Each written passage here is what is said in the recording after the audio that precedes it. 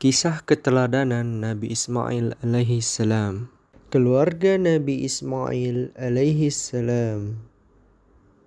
Setelah berdakwah di Babilonia dan beberapa lama tinggal di Mesir, Nabi Ibrahim alaihi salam bermaksud pindah ke Palestina bersama istrinya karena lama tidak memiliki anak. Kemudian beliau berdoa kepada Allah Subhanahu wa taala agar dikaruniai anak yang soleh. Nabi Ibrahim alaihissalam dikaruniai seorang anak laki-laki bernama Ismail. Ibu Ismail bernama Hajar. Ditinggal di tempat yang gersang. Lelah masih belum hilang.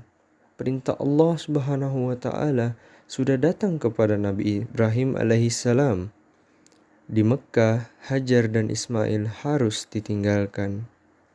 Padahal di tempat itu sangat gersang, tak ada air dan tanaman yang subur. Hajar berkata, "Kemanakah engkau akan pergi? Apakah Allah yang menyuruhmu melakukan ini?" Nabi Ibrahim alaihissalam menjawab, "Benar, Allah yang menyuruh kita ke sini, dan percayalah Allah Maha Penyayang dan tidak mungkin menelantarkan kalian." Munculnya air Zam-Zam. Hajar mematuhi perintah Ibrahim dengan sabar. Ia makan dari bekal dan minum dari air yang ditinggalkan Nabi Ibrahim. Sampainya beberapa hari kemudian, persediaan bekal mereka telah habis. Tak ada lagi makanan dan minuman. Hajar pun kebingungan, kemana ia harus mencari makanan. Kepanikan semakin menjadi, manakala terdengar tangisan Ismail sedang kehausan. Hajar melirik ke kiri dan ke kanan, berharap bisa mendapatkan air. Hajar pun berlari menuju Bukit Sofa. Barangkali di sana ia bisa mendapatkan air. Sesampainya di sana, tak ada air sedikit pun. Kemudian ia pun tak menyerah, berlari di suatu tempat lain yang bernama Marwah. Sesampainya di sana, tak ada air sedikit pun pula di sana. Sehingga Hajar kembali lagi ke Bukit Sofa dengan harapan ia bisa mendapatkan air untuk diberikan kepada Ismail. Kejadian itu berulang kali, sebanyak 7 kali. Ia berlari berantara Bukit Sofa dan Marwah. Diriwayatkan bahwa Hajar berada dalam keadaan tidak berdaya dan hampir berputus asa. Namun pertolongan Allah Subhanahu wa taala datang kepadanya. Keluarlah mata air Zam-Zam pada saat itu. Ia pun bisa minum dan dapat memenuhi keperluannya sehari-hari. Ismail tumbuh menjadi anak yang baik. Ismail menjadi anak yang sangat baik dan sopan, serta mendengarkan kedua orang tuanya. Sampai suatu ketika, Nabi Ibrahim bermimpi bahwa ia akan menyembelih Ismail. Mimpi itu datang 2 kali. Nabi Ibrahim pun segera membicarakan ini dengan keluarganya.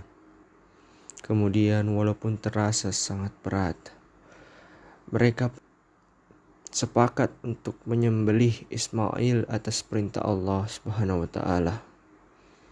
Saat berangkat ke tempat penyembelihan Ismail yang bernama Mina, Ibrahim seringkali diganggu oleh iblis agar mengurungkan niatnya. Namun Ibrahim menghiraukan itu dan tetap kepada niatnya. Sampai di sana, kemudian Ismail pun telah ikhlas dan sabar untuk disembelih. Nabi Ibrahim pun mengayunkan pisaunya. Sesaat akan disembelih, Ismail pun tiba-tiba digantikan tempatnya oleh seekor domba. Dan inilah menjadi awal disyariatkannya hari raya kurban.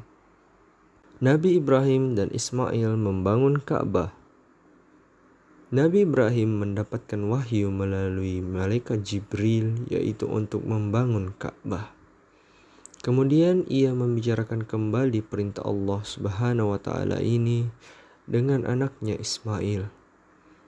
Ismail berkata, "Lakukanlah apa yang diperintahkan Tuhanmu. maka aku akan membantumu menyelesaikan perintah Allah Subhanahu wa Ta'ala. Sesaat Nabi Ibrahim membangun Ka'bah, batu pijakannya pada saat itu dinamakan Maqam Ibrahim.